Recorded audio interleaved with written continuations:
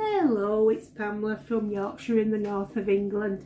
Just gone over into afternoon. I've just been out for a coffee in the village with one of my friends, which was lovely. It's an absolute miserable day. It's windy and it's cold. We were even threatened with a bit of snow, but thankfully that's dropped off the weather forecast, so that's good. But it's definitely nippy today. Now, sorry I haven't been on. I did say Nick was having a few days off and we've been catching up on getting things done that we needed to do. I also had a couple of appointments, that to go to dentist, and also not that took a long time, it didn't take a long time at all. And then I had an appointment, I go for regular osteopathy, so that's a bit bigger deal because I have to go to the other side of Leeds for that. But feel better for it. Unfortunately though, yesterday I fell down the bottom step coming downstairs, so I did actually end up on my back and I've hurt my side, but hopefully it's just a bit of bruising inside and it'll just heal up, you know, just it'll be fine. But I'm really going to have to start watching where I put my feet because I keep having these little trips and things and it's no good at all, so I have to be more careful. I haven't got an awful lot. Well, I have got things done, but one of them is my birthday collab with Cassandra at Craftably Ever After. So I can't show you that yet because the reveal isn't until our birthday on the 6th of December. I'm not going to leave it there though. I'm not just doing one item, so I've got another one on the hook at the moment. I did finish the pussycat, which I have actually put pictures on Instagram. So that is the one that's the Santa's Little Kitty Helper, which is this little cutie, a very small item, but is quite labour intensive because of the number of parts. But I absolutely love doing this and I think it's one of the cutest things I've ever made. So, but I'll show you the one I've done because I have changed the colours. So this is mine. So normally it sits there with his feet together. But yeah, so he is quite floppy, you know, creation. But I do love him. I haven't quite decided yet whether it's an him or an her actually. I think it looks more female than male, but anyway, so I did my colours like this. So I used purple and green instead of, they've used red and green, like a sage green they've used in theirs. So, and I've used a slightly brighter green, but I wanted to really get this purple out. With me not getting round to doing the nativity figures, the purple that I bought hadn't got used, so I thought, right, I'll use it in the cat. Now, a couple of strange things have happened. I did change the number of rows I did in each colour on the tail, but it's still got the same total number of rows as it does on that, and I've counted several times. It is absolutely correct. I've just done mine in 3s instead of in 2s, but it is still the same number of rows, but mine's come out a lot longer as the tail. So whether that's because of the type of yarn I've used, I don't know. But yeah, I love my little grey kitty. I sort of do wish I'd have done him in white, or her in white, but I also wanted to, you know, I do like grey and purple together, so and adding the green in, I like that. I like the fact that we've got the fluffy edge. I don't know what type of yarn they used on this one, but I've used the James C. Beck Flutterby in the you know, like the velvety yarn. I absolutely love how it's come out. It wouldn't stay on, the hat wouldn't stay on its head without me tacking it down, so I have just put a few stitches to tack it down to the head. I like how it's got like the ear hole so that it hooks onto the ear. It doesn't show you that on there, although the ear hole is part of the pattern, so I don't know why they did that on there, but yeah, you definitely do the ear hole in the pattern. But yeah, I absolutely love this little fella. So I'll tell you what I've used in it. I will have to get my notes out because it's been a few days since I've done it, and my memory's not that great. So let's have a look. Got some stuff written down. So we've got the, oh yes, so the purple is, and I love this colour, it's the Signet 100% cotton and it's smoky purple. Really love that colour. There's a lot of Serdar Happy cotton in, let me get this right. So this one is, that's the grey, which is, it's actually called Pebble, and the colour number, the shade number is 759 of the Happy cotton. I used, the white one is Shower, which I've used many times before, as you know. I haven't got a label for that one to tell you what colour number it is. I thought I'd got one, but I haven't. Anyway, the white one is it's called Shower in the Serdar Happy cotton, DK.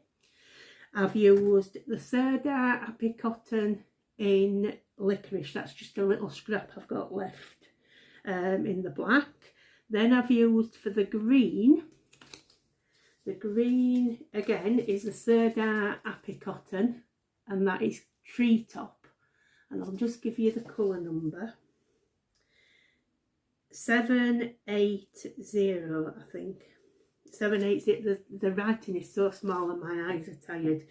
What else did I use? So I used for the cheeks, then the nose. I did change the nose as well, by the way, because I think those noses are more bunny rabbit noses. So I actually did a little triangular nose, and I did what I class as a cat's mouth, and I did that in the inner ears as well. Stylecraft Classic Cotton DK in the Shell Pink, that's the discontinued one. Now that is one of the things I'm disappointed with, and I think it's because although it's DK yarn, it is quite a thick one, is the Stylecraft Classic, so it stands away from the ear a little bit. I think if I'd used a thinner one it would have looked a little bit more discreet, but I'm still happy with it, and I'm not disappointed really. I just think I could have done it slightly better. The pom-pom is one of my Exy pom-poms, and it just in white. I used 9mm eyes. I think the pattern called for 10, but I don't have 10, I just have 9. Let me just check what it said. Yes, it asks for 10mm and I've only got 9, but I think that looks fine. And what else did I use? Oh, I used my 2.75mm hook. So yeah, I think that one's a smashing make. I really like that, and in fact I like it so much I think I'm keeping it. So that's that one. Then, like I say, I did one of the items that I'm doing for the challenge, so not much new to show you. I am doing, if you remember, I did this one fairly early on, which was a paint box one from lovecrafts.com, and it was the free pattern, and I did the female in that one. Well, one of my friends who follows me on Instagram really liked it, so what I'm doing, she said she'd like a pair, so or did she say, or did I say you can get a boy one, and she said she'd like it anyway, whatever. I'm doing her the boy to go with that one. I'm hoping that one's okay for her. So I've just started the body.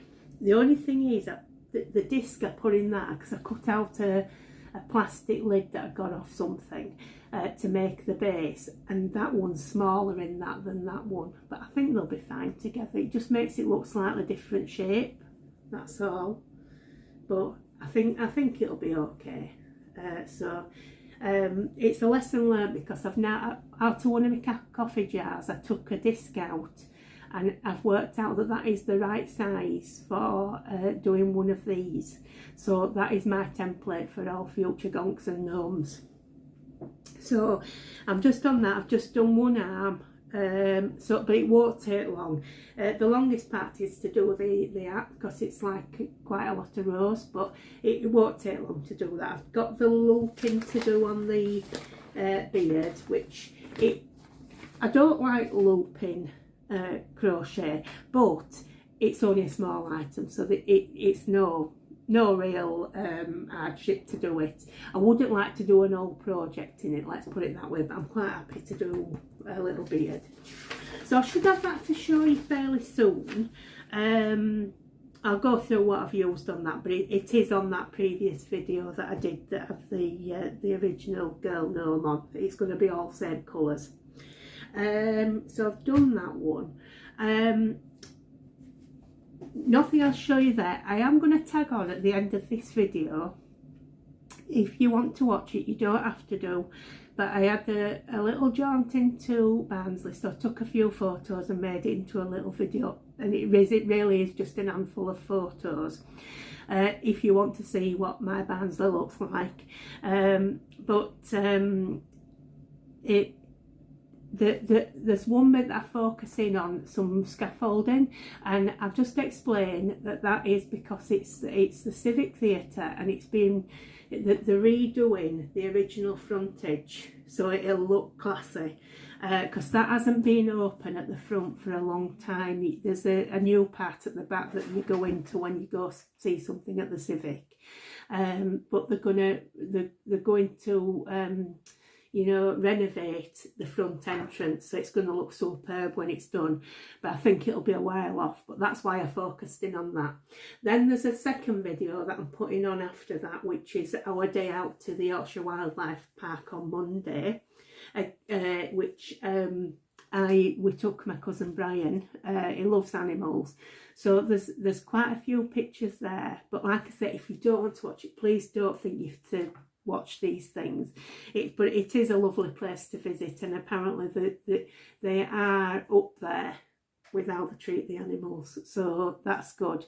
And they're into like breeding programs to try and help with, you know, animals that are suffering, you know, the numbers are suffering, so that's good.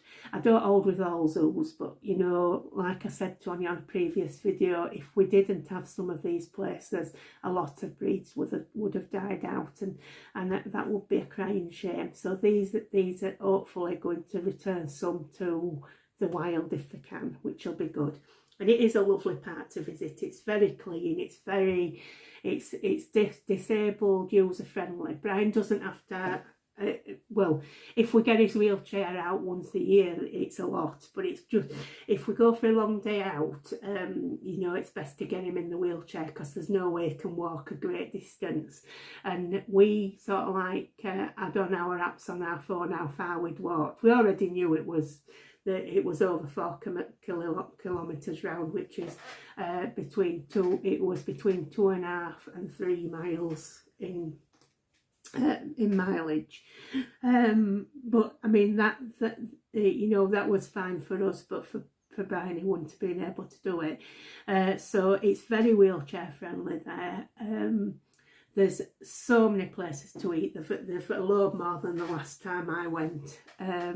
They used to be like, I think there were about 3 where you could eat, and there's so many more now. In fact, as you go in, it's now where the bistro is and the shops is now on the outside of the park, so you can go to those even if you're not visiting the park, which I think probably does well for raising funds, you know. And we had us lunch in the bistro. We did have a snack in the Maasai cafe on the way around. Had a mince pie as well, a bit naughty, but never mind. And yeah, and there's loads more. There's Icaramba, there's the Safari Cafe, there's loads. I think there's about 9 altogether. So you can take it at your own pace. It was just a good day out, and like I said, Brian likes to look at the animals, and he had a bonus that they had like some Santa statue type things up, you know, as a display. So yeah, we had a great time. Then like I say, rest was appointments this week. So anyway, that's me finished for now. I've rambled on enough. I hope you enjoy the rest of your day. If you want to watch the videos at the end, I hope you enjoy them. I hopefully won't make you wait so long before I'm back on again, although that could be an advantage if I did wait. But anyway, take care of yourselves. I'll see you.